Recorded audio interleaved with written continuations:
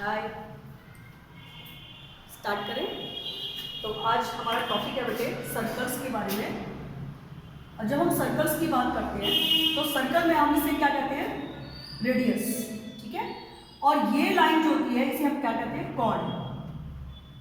जब ये cord centre से होकर पास करती है, जाती है, तो this line is said to be a diameter, ठीक है। इतना पार्ट हमारा रेडियस था। अब अगर हम बात करें कि सर्कल में हमारे पास फर्स्ट पॉइंट क्या है, हम कहते हैं कि भाई दो सर्कल कॉन्ग्रुएंट सर्कल्स कहलाते हैं। कॉन्ग्रुएंट सर्कल्स कहलाते हैं जब इनकी रेडियस इक्वल हो। If it is 10 centimetre so it is also 10 centimetre, then two circles are congruent circle, यानी ये दोनों सर्कल्स हमारे कॉन्ग्रुएंट सर्कल्स कहलाएंगे, ठीक है। तो अगर जैसे मान लीजिए ट्रायंगल्स में तो हमारे 3-4 रूल थे, SSS, SAS, RHS, है ना, और ASA। लेकिन सर्कल्स के कॉन्ग्रुएंसी में केवल एक रूल है कि अगर दो सर्कल्स की रेडियस इक्वल हो तो हम कहेंगे कि वो दो सर्कल्स जो है वो कॉन्ग्रुएंट सर्कल है। अब अगर हम कॉन्ग्रुएंट सर्कल्स की बात करें तो कॉन्ग्रुएंट सर्कल्स में बहुत सारी चीजें जो हमें समझनी है, और वो क्या क्या है। हमने देखा कि अगर मैं कहूं कि दो सर्कल अगर कॉन्ग्रुएंट हैं तो हमारे माइंड में एकदम ये बात आनी चाहिए कि भाई दो सर्कल कॉन्ग्रुएंट है तो इसका मतलब इनकी रेडियस बराबर है ना। और हमने बात बोली कि अगर दो सर्कल कॉन्ग्रुएंट हो और उनकी कॉर्ड की लेंथ अगर इक्वल हो तो उनके सेंटर पे बनने वाले एंगल्स जो होते हैं वो इक्वल होते हैं। यानी अगर मैं कहूं कि AB जो है वो CD के अगर इक्वल है, लेंथ ऑफ कॉर्ड्स इक्वल है इन कॉन्ग्रुएंट सर्कल, ये बहुत इंपॉर्टेंट बात है, इन कॉन्ग्रुएंट सर्कल्स अगर length of chords are equal then they subtends equal angle at the centre, तब उनके सेंटर पे बनने वाले एंगल्स इक्वल होंगे, है ना। हम ऐसा बोल सकते हैं कि भाई AOB इक्वल्स टू में CO'D के इक्वल होगा। अब इसी का अगर हम कन्वर्स देखें तो कन्वर्स कहता है कि अगर सेंट्रल एंगल्स इक्वल हो in congruent circle, but first condition is that कि सर्कल कॉन्ग्रुएंट होने चाहिए। तो कॉन्ग्रुएंट सर्कल्स के अंदर अगर सेंट्रल एंगल्स इक्वल होते हैं तो लेंथ ऑफ कॉर्ड्स भी इक्वल होती है। सेकंड पॉइंट समझ आ गया। अब हम बात करते हैं थर्ड पॉइंट की। थर्ड पॉइंट क्या बेटे? अगर ये दो बातें कॉन्ग्रुएंट सर्कल्स में ट्रू थी तो ये बात एक सर्कल में भी ट्रू है। यानी अगर मैं कहूं एक सर्कल के अंदर कॉर्ड्स की लेंथ इक्वल है, आप चाहे तो इन्हें कंबाइन करके बोल सकते हैं, चाहे तो आप इन्हें डिफरेंट कर सकते हैं कि भाई ये है, ठीक है। टू सर्कल्स हैं AB एंड CD, इनकी कॉर्ड्स की लेंथ इक्वल है। अगर कॉर्ड की लेंथ इक्वल है तो इनके सेंटर पे बनने वाले एंगल इक्वल होंगे। यानी this property is true in one circle also, ठीक है।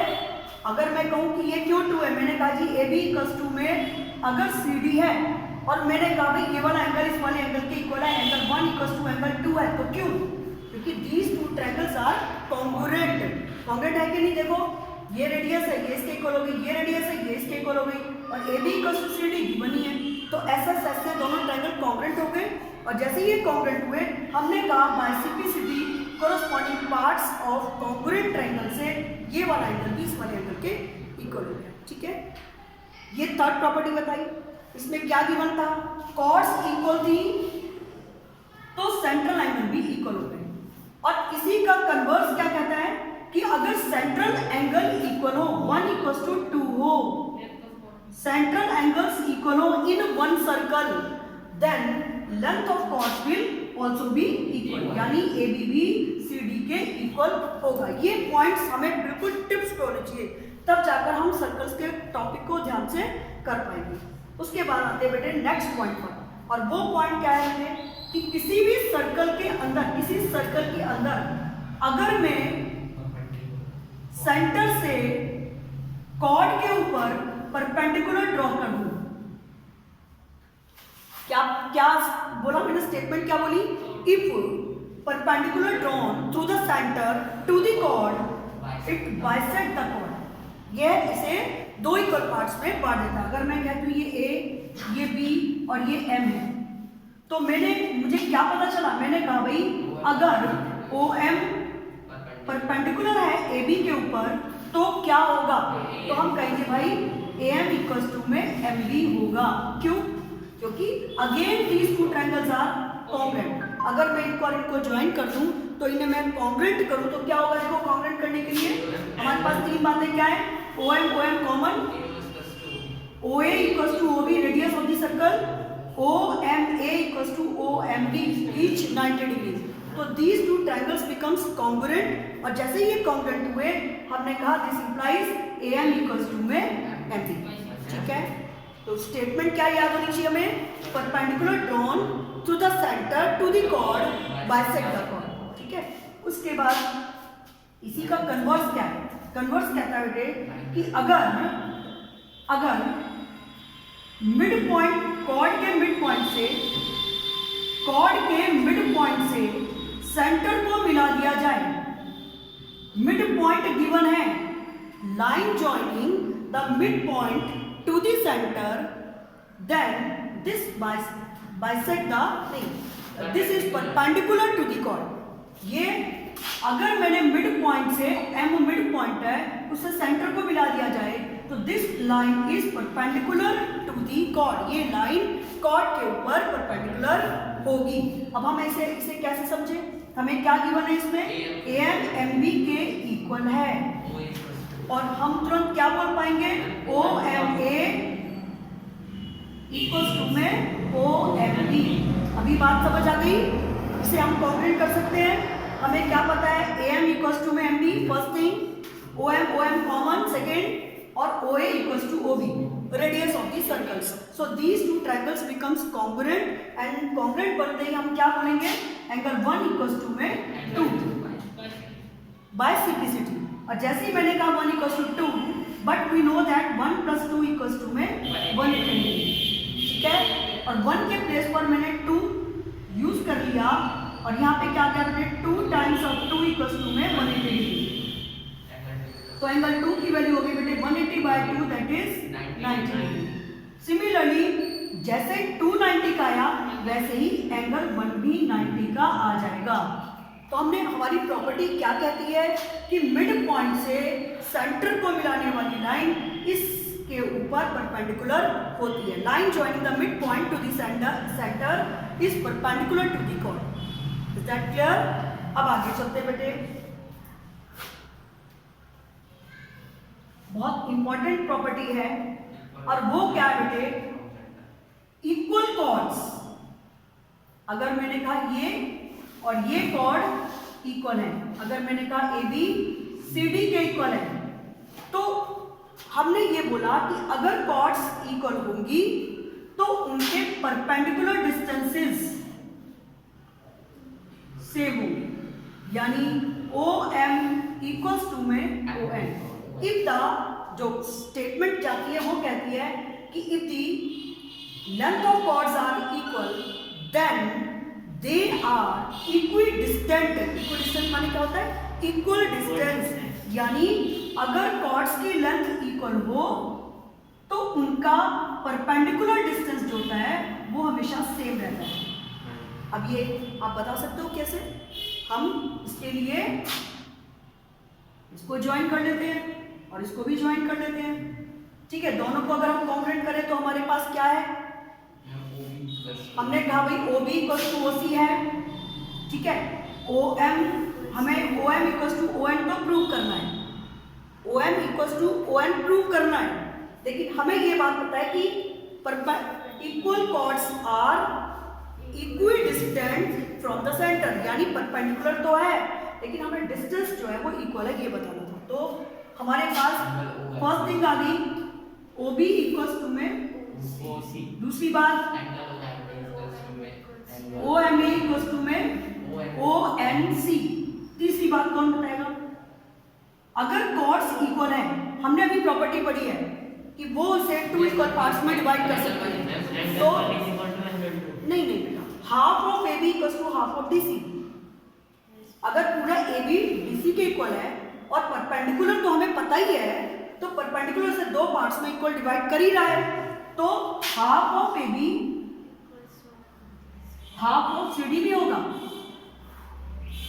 ठीक है, हाफ ऑफ ए बी का मतलब क्या हो गया, एम डी, और हाफ ऑफ सी डी का मतलब क्या हो गया, सी एन या एक्स। तो हमारे पास तीन चीजें आ गई, दोनों ट्रायंगल्स कॉन्ग्रुएंट हो गए, और जैसे ही कॉन्ग्रुएंट हुए हमने कहा ओ एम इक्वल्स टू में ओ एन। ठीक है, क्या स्टेटमेंट क्या थी, इक्वल कॉर्ड्स आर इक्विडिस्टेंट माने उनका डिस्टेंस इक्वल होता है। तो हमने कहा भाई equal chords are equidistant from the centre. ठीक है, तो हमने क्या समझ पाए कि बाय सिंपलिसिटी हमारे पास ये दो triangles O M B congruent triangle O N C, ठीक है ना, ये दोनों ट्रायंगल्स कॉन्ग्रुएंट हो गए, और जैसे ही कॉन्ग्रुएंट हुए हमने तुरंत बोल दिया कि this implies O M equals to में ओ एन। ठीक है, अब इसका कन्वर्स क्या है, कन्वर्स कहता है कि अगर परपेंडिकुलर डिस्टेंस अगर इक्वल हो तो length of chords will also be equal. यानी अगर OM ON के इक्वल होती है तो AB भी CD के इक्वल होगी। क्या बोला मैंने, if perpendicular distances of two chords are equal then हम कह सकते हैं कि length of chords will also be equal. Is that clear? अब आगे चलते बेटे, नेक्स्ट प्रॉपर्टी बहुत इंपॉर्टेंट है, और वो क्या है बेटे, किसी भी सर्कल के अंदर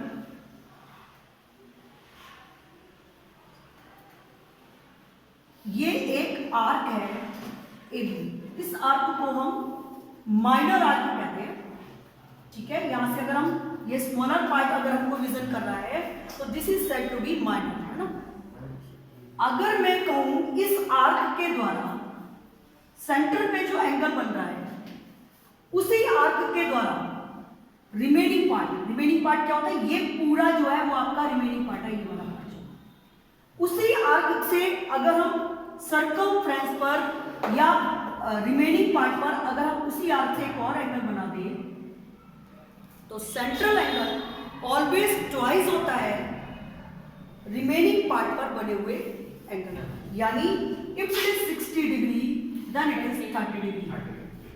ठीक है, तो हमारी इसकी स्टेटमेंट क्या कहती है, angle subtended by an arc at the centre is twice the angle subtended by it at remaining part of the circle. या आप इसे शॉर्टकट में बोल सकते हैं कि central angle is always twice the angle subtended by it at remaining part of this circle. यानी centre पे बनने वाला, और ये प्रॉपर्टी बहुत इंपॉर्टेंट है, समझ आ रही है, सेंट्रल एंगल हमेशा ही सेंटर पे जो एंगल बनता है वो हमेशा ही ट्वाइस होता है, दुगुना होता है आउटर वाले पार्ट पर या रिमेनिंग वाले पार्ट पर बनने वाले एंगल का। ठीक है, अब इसका हम प्रूफ हम करा देंगे, करा दिया है हमने। ठीक है, आज हम जस्ट प्रॉपर्टीज कर रहे थे ना, दोबारा से रिपीट। तो हमने कहा भाई ये 60 का तो ये वाला एंगल 30 का होगा, तो हम इसको लिखते कैसे, हम ऐसा लिखते हैं बेटे AOB is equal to 2 times of, अगर मैं यहाँ पे P डाल देती हूँ तो APB, यानी APB का अगर मैं ट्वाइस कर दूँ तो it is equal to the central angle, ये सेंट्रल एंगल के इक्वल हो जाता है। इतनी बात समझ आ गई। अब बात करते हैं इससे आगे, और इस प्रॉपर्टी को बिल्कुल टिप्स पे करना है कि central angle is always twice the angle subtended by it at remaining part of the circle. ठीक है, उसके बाद हम बात करते हैं बेटे कि अगर एक सर्कल के अंदर angles on a same segments are equal, यानी एक सेगमेंट से बने हुए सभी एंगल्स होते हैं वो इक्वल होते हैं, ये वाला एंगल इस वाले एंगल के इक्वल होता है। ऐसा क्यों? क्योंकि जैसे ही मैं इसको इस आर्क को सेंटर से ज्वाइन कर लूं तो मैं अगर ये कहती हूं if this is X, this is A, O, B, P and Q, if AOB is X, अगर मैं कहती हूं AOB जो है वो x है, then what is your APB, तो APB क्या होगा x/2। कहां पे देख रहे थे हम, केवल इतना पार्ट देख रहे हैं। ये अभी हमने प्रॉपर्टी पढ़ी है कि central angle is always twice the angle subtended by it at remaining part of the circle. तो अगर मैं इसके बदले अब यहाँ पे देखना शुरू कर दूं तो क्या हो जाएगा, ये भी x/2, if it is x then it is x/2।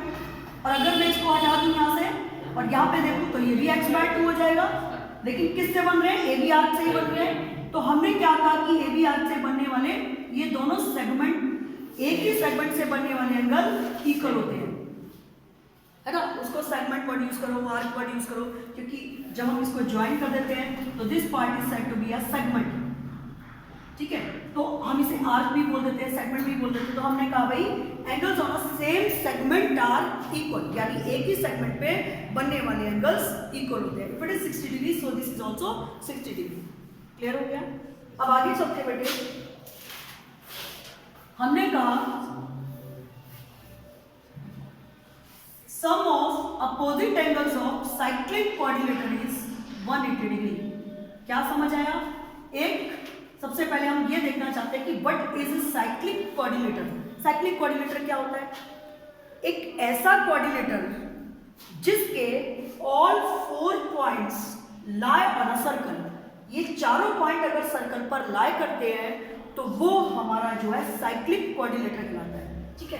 अगर मैं ऐसा बोल दूं कि भाई यहाँ पे 3 पॉइंट्स ये है, ये और यहाँ पर ये और ये, this is not cyclic. Cyclic means all 4 points lie on a circle. और इसमें एक चीज और ध्यान रखनी होती है, symmetry, A B C D, इनका जो नामों का जो ऑर्डर होता है वो प्रॉपर हमें लिखना चाहिए। हम ऐसा नहीं सकते ए फिर बी सी, ऐसा नहीं लिखते। हम प्रॉपर ऑर्डर में A B C D cycle बनाते हैं और उसके अकॉर्डिंग इनके नेमिंग को हम लिखते हैं। अब हमने कहा ये एक साइक्लिक क्वाड्रिलेटर है। साइक्लिक क्वाड्रिलेटर में अपोजिट एंगल का सम 180 डिग्री होता है, ठीक है। Sum of opposite angles of cyclic quadrilateral is 180 degree. अगर मैंने कह दिया ये वाला एंगल 60 डिग्री का है तो तुरंत बोल देंगे कि भाई दिस इज 120 डिग्री, ठीक है। यानी इन दोनों का सम हमेशा ही 180 डिग्री होगा। Sum of opposite angles of cyclic quadrilateral is 180 degree, ठीक है। Similarly you may say B plus D is equal to में 180 डिग्री। तो ये इसका प्रूफ मैंने करा दिया था कल कि भाई ये अगर लगता है कि बताना है तो बिल्कुल 2 मिनट में बता देते हैं। यहाँ पर इसको और इसको हमने ज्वाइन कर दिया, सेंटर से इसको ज्वाइन कर दिया, ओ ये हो गया, ठीक है। If this is x then this is x/2, क्योंकि central angle is always twice, है ना। और अगर ये y है तो ये वाला क्या हो जाएगा y/2। लेकिन हमें पता है कि y प्लस x का सम जो है वो 360 होता है। कंप्लीट एंगल के according y plus X equal to 360 है। मैंने इसको 2 से डिवाइड कर दिया, क्या आ जाएगा y/2 प्लस x/2। y/2 का नाम क्या है, एंगल C। x/2 का नाम क्या है, एंगल A, इक्वल टू में 180 डिग्री। लेकिन हमें पता है कि a plus b plus c plus d equal to में 360 होते हैं। Sum of all angles of quadrilateral is 360 degree, but we get C plus A 180। तो अगर मैं C plus A की जगह पे 180 लिख दूं इक्वल्स टू में 360, तो क्या हो जाएगा B plus D equals to में 360 minus 180, that is B plus D जो है वो इक्वल्स टू में 180 डिग्री के हो जाएंगे। तो क्या समझ आया, साइक्लिक क्वाड्रिलेटर के अपोजिट एंगल्स का सम 180 होता है, यानी a प्लस सी भी 180 का होगा और b प्लस डी भी 180। हमें एकदम विजुअल जान चाहिए भाई ये एंगल दिया है, अगर मान लीजिए मुझे मिला कि भाई ये एंगल 50 का है, तुरंत 180 में से सब्ट्रैक्ट करके हम इसको फाइंड कर सकते हैं। क्लियर हो गया।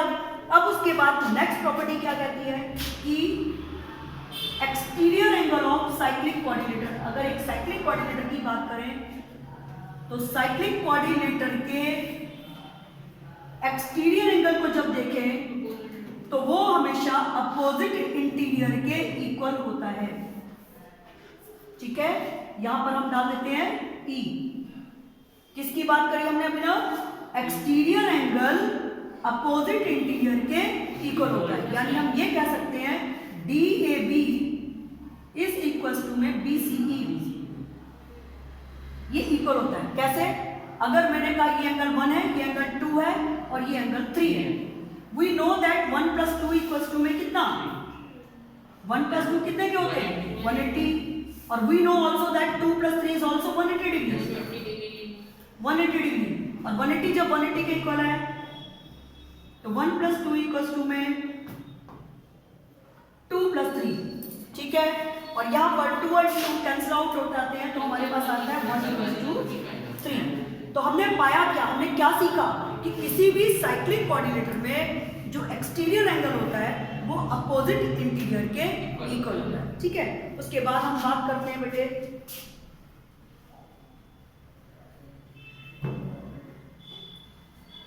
Angle in a semi circle is right angle. अब angle in a semi circle is right angle का मतलब क्या हुआ, सेमी मींस क्या होता है आधा सर्कल। अगर ये आधा सर्कल है तो this line is your diameter, है ना। अगर ये डायमीटर है तो फिर क्या होगा, तो यहां पर जो बनने वाला एंगल होगा वो 180 डिग्री का होगा, और ये सेंटर पे बन रहा है तो रिमेनिंग पार्ट पर इसका हाफ होगा, है ना। तो ये एंगल कितने का बन जाएगा 90 डिग्री का।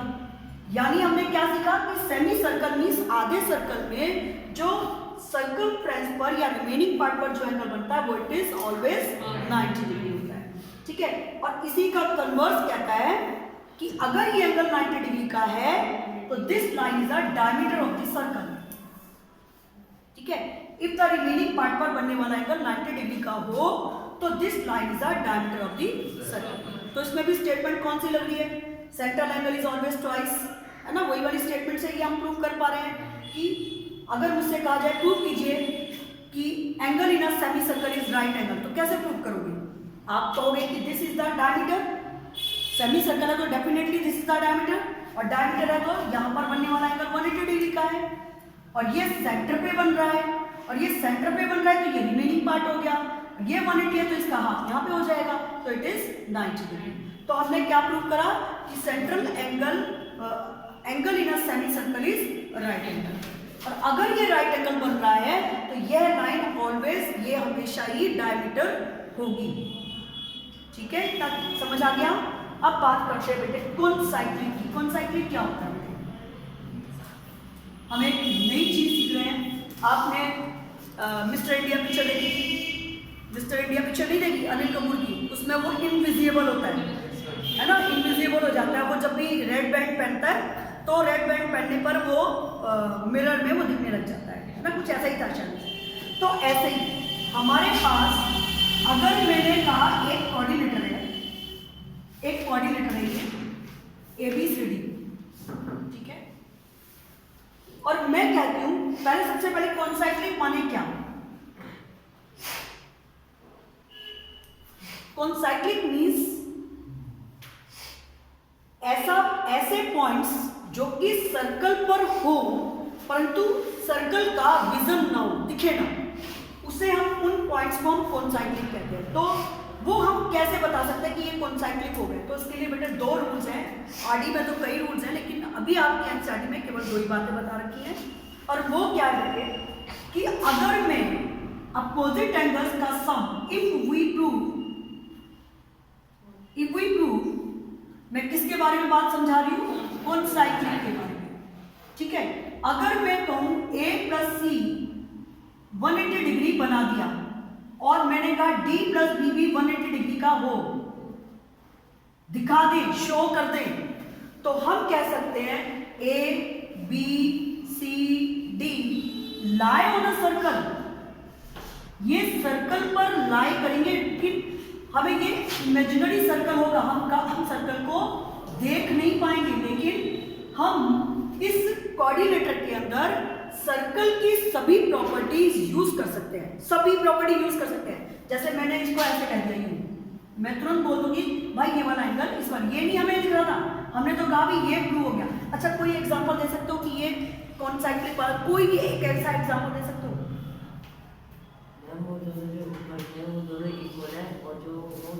नहीं, अगर हम एक रेक्टेंगल ले लें, मान लो एक रेक्टेंगल ले लें या एक स्फीयर ले लें, तो definitely it is 90 and it is 90, so we can show that A B C D में A + C का सम 180 एंड बी और डी का समवर्ती हमने क्या लिया, स्क्वायर या रेक्टेंगल ले तो उसमें a प्लस डी का समवर्ती, b प्लस डी का समवर्ती, that means these points are concyclic. ये पॉइंट कोनसाइक्लिक हो गए, और कोनसाइक्लिक हो गए माने ये पॉइंट सर्कल पर है, बट हमें सर्कल हम देख नहीं पा रहे, but we will apply all the properties of circle in quadrilateral या इन रेक्टेंगल या इन स्क्वायर, क्वाड्रिलेटर नहीं स्क्वायर और रेक्टेंगल में हम इन प्रॉपर्टीज को, जितनी भी सर्कल की प्रॉपर्टी हम उसमें अप्लाई कर सकते हैं। हम ये कह सकते हैं कि भाई ये डायमीटर है, ये 90 होगा, कह सकते हैं हम, ये 90 है तो ये वाली लाइन डायमीटर होगी, हम ये बोल सकते हैं। हम ये बोल सकते हैं कि angles on same segments are इसमें इक्वल होंगे, ये एंगल इसके इक्वल होगा, हम बोल सकते हैं। समझ आ रहा है? तो क्या क्या एग्जांपल लिया मैंने कोनसाइक्लिक प्रूफ करने के लिए, क्या फिगर मैंने ऑब्टेन करी, एक रेक्टेंगल या स्क्वायर, ये हमेशा कोनसाइक्लिक होते हैं, ठीक है। उसके बाद एक और प्रॉपर्टी होती है कोनसाइक्लिक प्रूफ करने की, और वो क्या है, if we prove angles on the same sides are equal, यानी एक ही साइड पर बने हुए अगर मैं एंगल्स को इक्वल करके दिखा दूं, means A B C D, मैंने कहा जी A B C A B D equals to में ए सी डी, मेरे वर्ड्स क्या है, angles on a same side, segment word use नहीं करा, आर्क वर्ड यूज नहीं करा, साइड बोला है। Angles on the same sides are equal. If we prove angles on the same sides are equal, then we can say that these points are concyclic. A, B, C, D are concyclic. That is, they all lie on a circle, but we can't see the circle. हम circle देख नहीं पा रहे। अब देखो इसमें मैं ये भी कह सकती हूँ कि भाई ये वाला एंगल मैंने इसको ज्वाइन कर दिया, मान लो ऐसे, तो ये वाला एंगल इस वाले एंगल के इक्वल होगा। है क्या? है तो ये था, हमारी फिगर तो ये थी, लेकिन इस फिगर में भी मेरे पास क्या गिवन था, ये एंगल इस वाले एंगल के इक्वल है। जैसे ही मैंने बोला ये एंगल इसके इक्वल है, तो मैं कहूंगी भाई पॉइंट्स कोनसाइक्लिक है, और वो हमसे कहे कि भाई क्या, तब क्या ये एंगल 1 2 के इक्वल होगा? यस होगा। क्यों होगा? क्योंकि these points are concyclic, so they are angles on a same segment. अब मैं सेगमेंट वर्ड यूज कर सकती हूँ क्योंकि अभी ये पॉइंट्स कोनसाइक्लिक हो गए। तो क्या आपको सारी प्रॉपर्टीज क्लियर हो गई? कोई डाउट है किसी प्रॉपर्टी में बेटे? कोई डाउट है तो आप पूछ सकते हो बच्चे। मुझे पूछना है कि जब क्वेश्चन आएगा तो बताओ कि ये कौन सा है, ठीक है, वो अभी मैं बताती हूँ, ठीक है बेटे।